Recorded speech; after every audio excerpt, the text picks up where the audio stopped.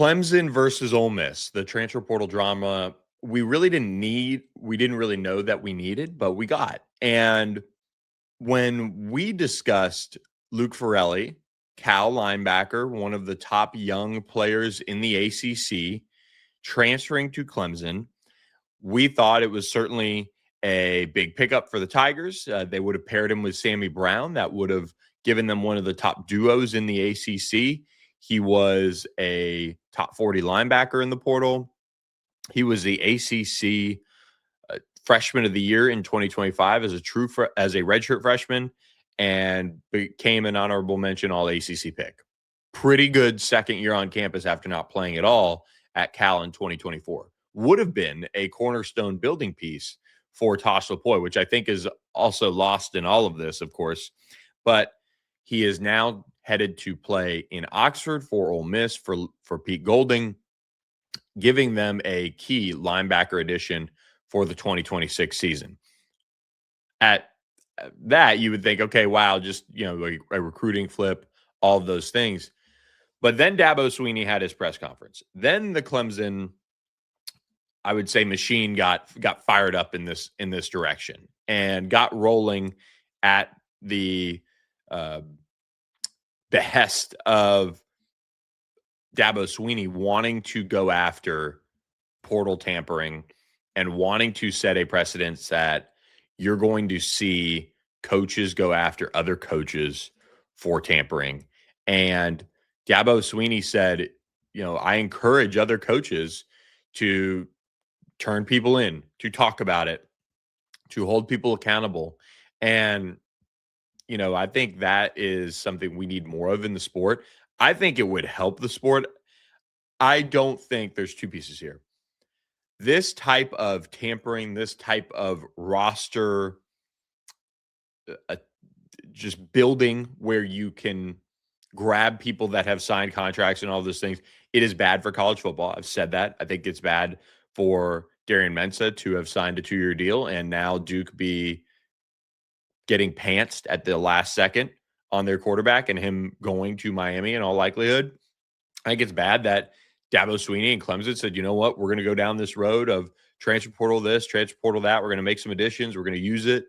And they get Luke Ferrelli. He is in class, which is a huge, huge piece of all of this, and ends up leaving and going to Ole Miss. All of that, I think, is bad. I think the drama around college coaches potentially calling out teams for tampering could be good for the sport until it's eventually eradicated, right? Like if it's eradicated, we get a net win there. We have contracts. We honor contracts. We could even release players from contracts if it's not working out, and we can pay players a buyout if it's not working out. We can do all those things that are at the professional level because that's pretty much what we're at right now. But the drama of Dabo Swinney, good old Dabo Swinney going after Pete Golding at Ole Miss for taking one of his top transfers and coming to the press conference with a timeline and receipts, which we'll get into, is terrific drama for this offseason that will eventually run its course here in however long this is either, looked at by the NCAA, if at all, or just kind of how long the news cycle runs. But I love that we're seeing this type of drama in the sport because I think it keeps the sport at the forefront of being talked about. Yes, there's a lot of things that you can break this down with as far as what's wrong with college football and why we're all talking about this, which is at the root issue here, of course. But the fact that college football is being talked about, the drama around quote unquote free agency that has been created is not a bad thing in a sense. It is getting more eyeballs on college football. And until there is clear-cut rules in place, because apparently there are not, we're going to get every now and again dust-ups like we're having between Clemson and Ole Miss, dust-ups like we're having between Duke and Miami, dust-ups like we had between Washington and Damon Williams for a minute there.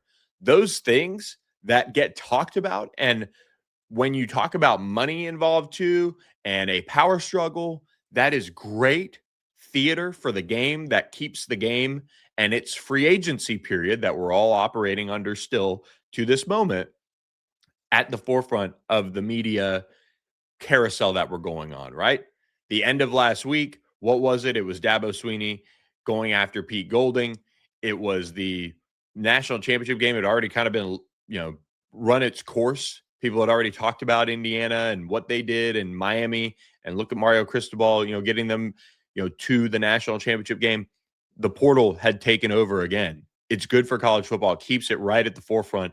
And that was with NFC and AFC championship games going on this weekend as well. So I don't mind the drama around this, and I don't mind the move of Dabo Swinney going after Pete Golding. And I say this as somebody who knows Pete Golding well. I say this as somebody who actually am a fan of what Pete Golding is doing from the standpoint of getting his dream to lead an Ole Miss program that is near and dear to his heart, and in a state that's near and dear to his heart. And he's going to do it his own way. And he is a ball coach. He's coached under Nick Saban. That guy is just all about ball and trying to build the best roster he can build. And it'll be fascinating to see if it works under Pete Golding in Oxford. It really will be, because you have a machine that had been built at Ole Miss by Lane Kiffin, and a way of doing things at Ole Miss that had been built with Lane Kiffin, Billy Glasscock, their GM. And the Grove Collective has done an unbelievable job building that program. Are they going to keep up that trajectory under Pete Golding?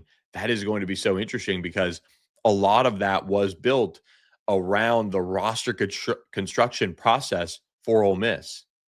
That's really what it is. And Lane Kiffin is terrific at calling plays and doing all those things.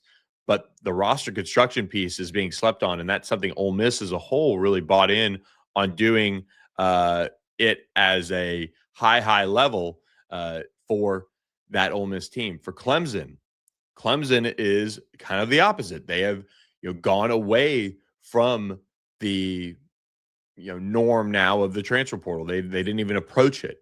And Dabo Swinney had won in multiple ways. Of course, having the high-powered quarterback and different offensive coordinators and all of those things that led Clemson to what Clemson is today, but they didn't touch the portal. And so now that they're going down this road, they're going into a new world of roster construction, and they're trying something new.